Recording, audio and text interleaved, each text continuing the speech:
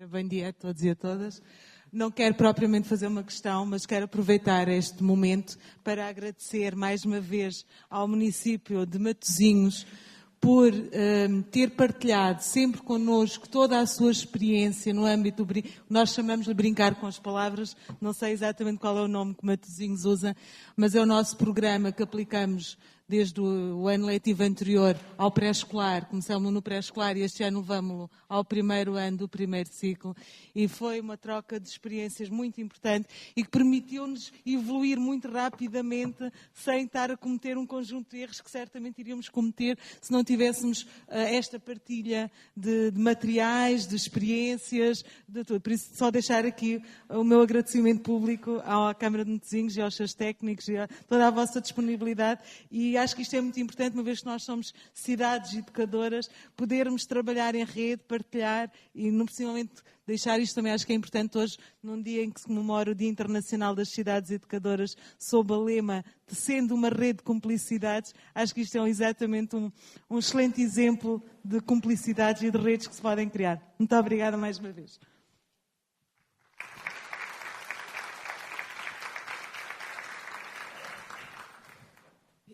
Acho que me puseram aqui também para fazer perguntas. Ok, então. Mas eu gosto de esperar por perguntas porque às vezes as pessoas demoram. Mas... muito bem. Obrigada. E os técnicos são fantásticos, ok.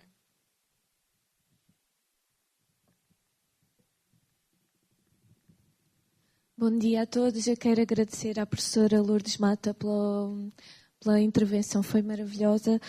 Eu queria perguntar se este programa HOPES se pode ser utilizado, portanto, noutros contextos, ou seja, sem ser em sala de aula, sendo, por exemplo, num contexto de educação ambiental, num contexto de outros níveis de ensino. Portanto, eu creio que será importante também passar estas aprendizagens a outros níveis de ensino e de que forma é que podemos fazê-lo. Ele foi testado com professores que os tentaram implementar na sala de aula. Eu sei que há alguns agrupamentos de escolas que têm alguns problemas com grupos específicos de crianças e de jovens e que selecionaram um conjunto de atividades que estão a ser implementados não tanto dentro da sala de aula, mas em contexto escolar com esses grupos de crianças e jovens.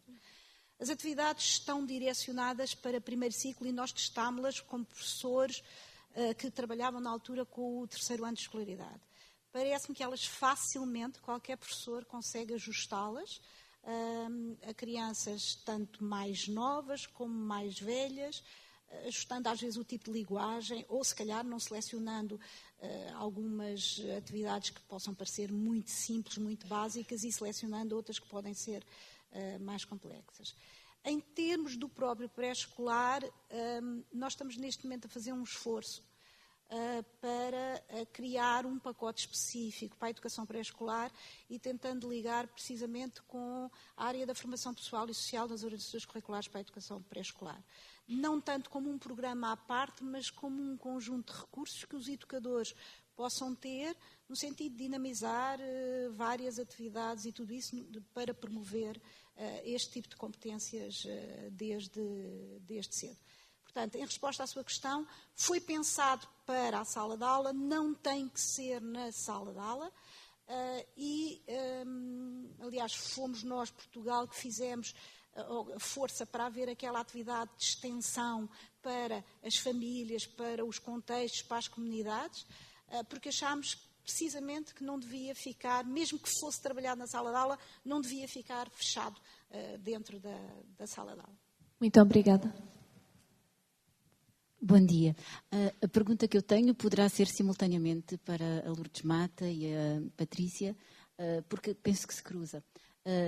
Tendo um programa que trabalha a compreensão da leitura no âmbito do A Ler Vamos, trabalha a questão da compreensão, e tendo a Lourdes Mata falado que é possível, através das histórias, trabalharmos também as emoções, através do resultado daquela tese de mestrado da sua aluna, gostaria de saber se era possível, no âmbito do A Ler Vamos, juntar à compreensão também uma compreensão emocional, já que a matéria com que trabalham são também as histórias.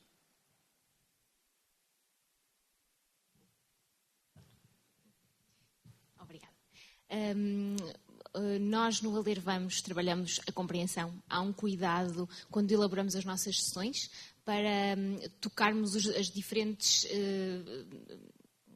domínios da taxonomia da compreensão. Porque muitas vezes, quando trabalhamos com crianças, temos tendência a ler uma história, a fazer as compreensões apenas de caráter literal. Onde foi, quem estava, o que levava, não é? Nós procuramos trabalhar as três. A literal, a compreensão inferencial, a de reorganização e a crítica. A Maria também sabe que nós, para além de trabalharmos o A Ler Vamos com as nossas histórias, também temos um projeto paralelo, que é o projeto Matiga, Matemática Amiga, e, portanto, partindo das histórias, também trabalhamos competências matemáticas. Não era o objetivo da nossa comunicação aqui hoje, pelo que não me é de todo descabido que possamos, aliás, eu já tirei os devidos apontamentos, não é? Para podermos também começar a trabalhar um bocadinho a questão emocional, até porque é um pedido que é muito feito, tendo em conta os nossos contextos nas escolas, é um pedido que é feito, é também termos mais em atenção a parte emocional, e por isso parece-me que vai ser também esse o caminho. Parece-me que o facto de começarmos a fazer a abordagem a estes aspectos mais emocionais, se calhar em momentos mais estruturados, pode ajudar posteriormente a generalizá-los para os outros contextos e as relações mais interpessoais e menos formais. Mas a competência socioemocional não se trabalha das 10 às 11 ou das 10h30, trabalha-se na relação todos os dias, a toda a hora, na gestão dos conflitos, na partilha das coisas boas, na partilha das coisas menos boas e na procura de soluções conjuntas. E eu acho que esse é um grande desafio que nós temos perante a enormidade de coisas que são pedidas aos professores e aos educadores, e eu voluntariamente acrescento aqui os educadores, que é aprender a ler, aprender a escrever, metas, aprendizagens, chamem-lhe o que quiserem, mas é uma pressão enorme, esquecendo toda esta componente socioemocional. Eu, aqui há 2 ou 3 semanas, estive em Lousada nas jornadas pedagógicas e, na altura, escolhi como tema a leitura e a escrita.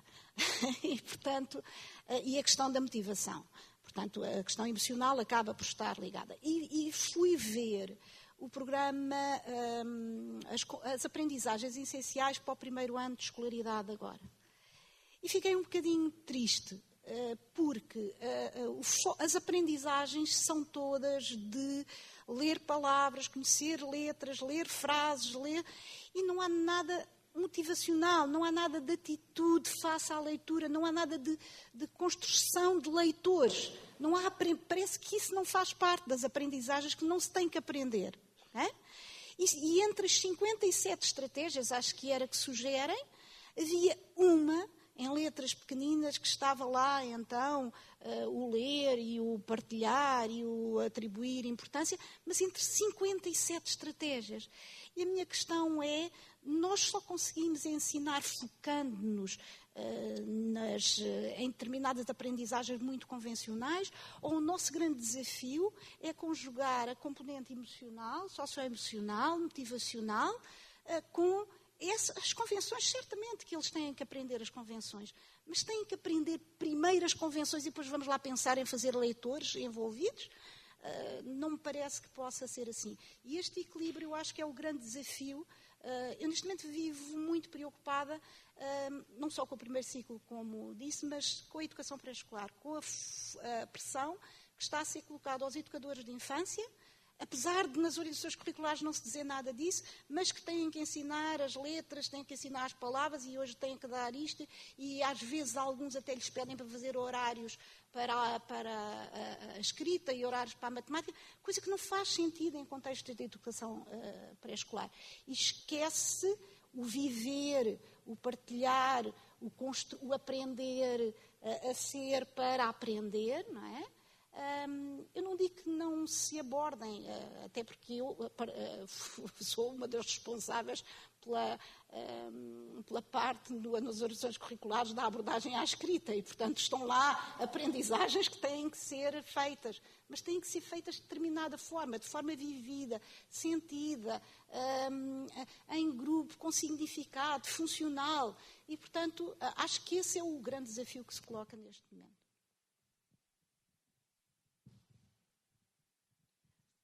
Muito bom dia. Eu queria pôr uma pergunta à Dina, justamente, porque eu conheci a Dina através de um vídeo que entusiasmou muito a comunidade das cidades educadoras, quando ela fez uma declaração bem bonita e inspiradora.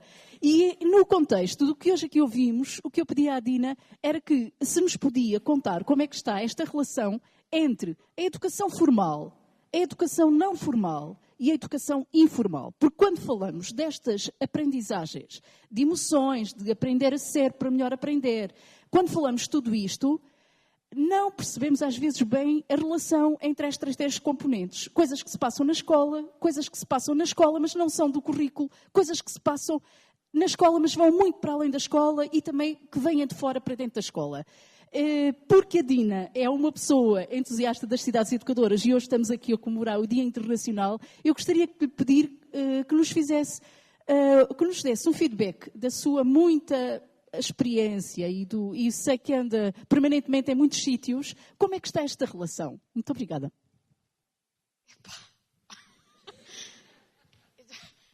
Eu vou chumbar já a isto primeiro. Mas então, vou dar uma resposta curta, mas podemos continuar a conversar a seguir.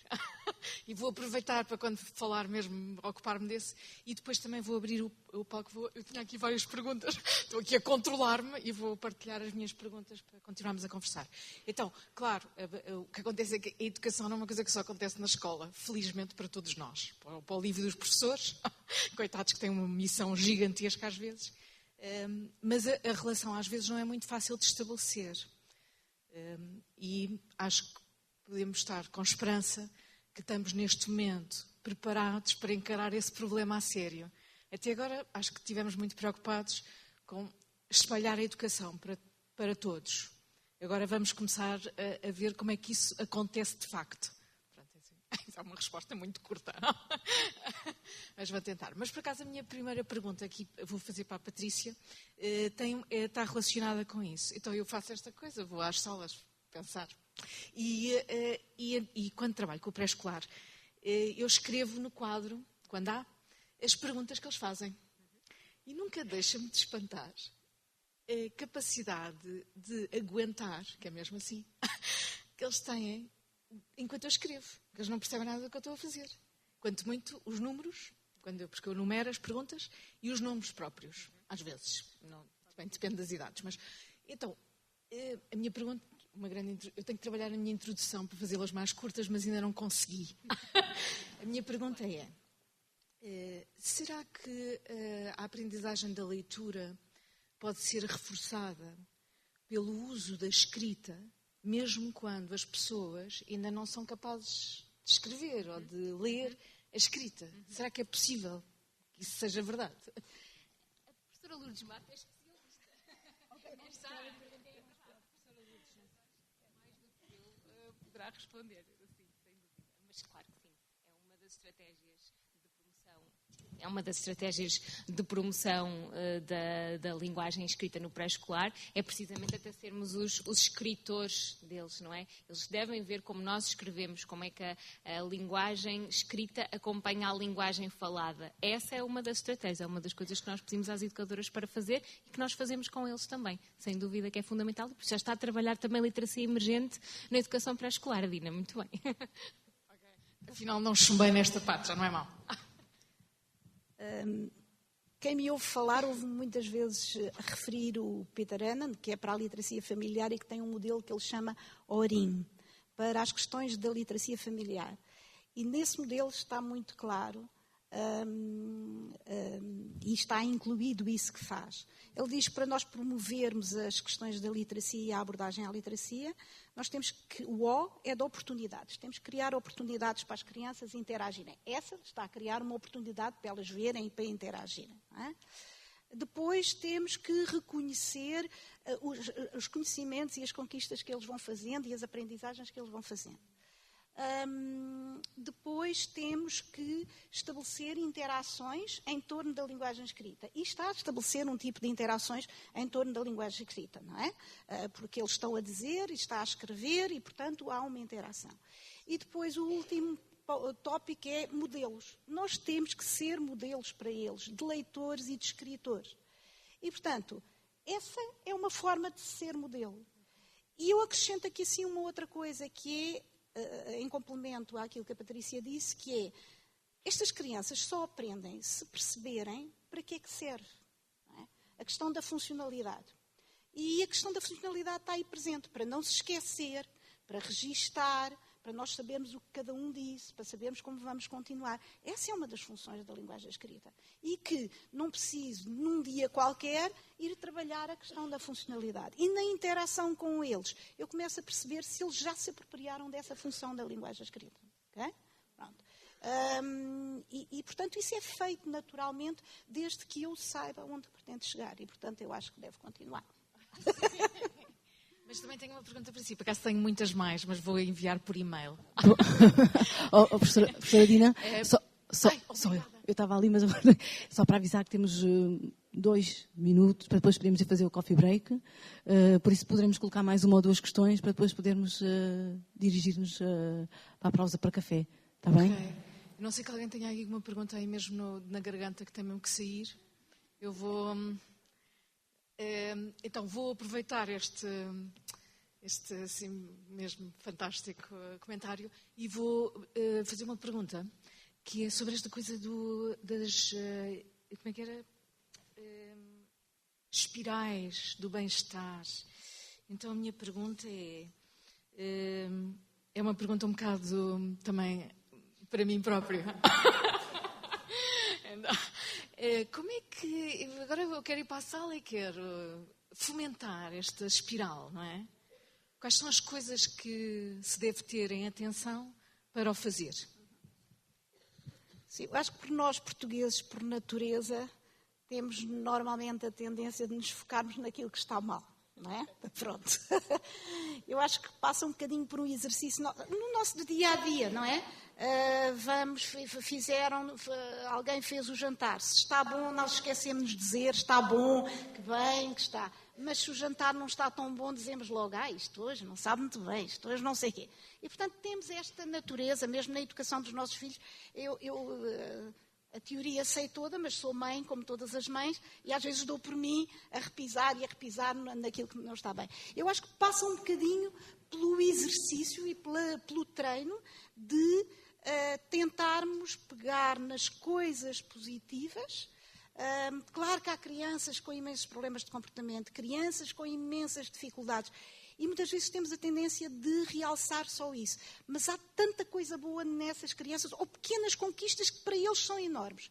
Então eu acho que o grande desafio passa precisamente por tentarmos arranjar esses momentos para criar emoções positivas, porque ninguém aprende sentindo-se mal.